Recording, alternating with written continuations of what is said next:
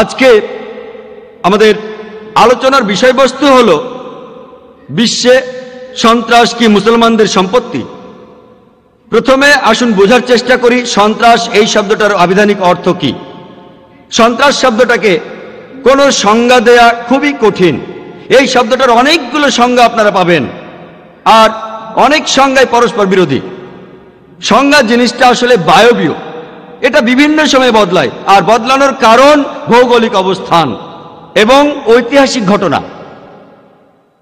সন্ত্রাস শব্দটার সংজ্ঞা দেয়া খুবই কঠিন, তবে অক্সফোর্ড ডিকশনারি অনুযায়ী বলা হচ্ছে যে সন্ত্রাস হলো কোনো হিংসাত্মক কাজের মাধ্যমে কোনো রাজনৈতিক লক্ষ্য অর্জন করা বা কোনো সরকারকে কোনো পদক্ষেপ নিতে বাধ্য করা। এই সন্ত্রাস শব্দটা প্রথমবারের মতো ব্যবহার করা হয়েছিল 1790-এর দশকে, সে সময় ফরাসি বিপ্লবে।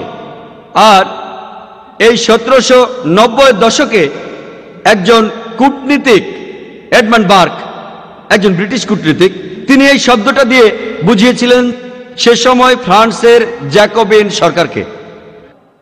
আর 1793 থেকে 94 সাল পর্যন্ত বলা হয়ে থাকে সন্ত্রাসের শাসনকাল, সন্ত্রাসের সময়কাল।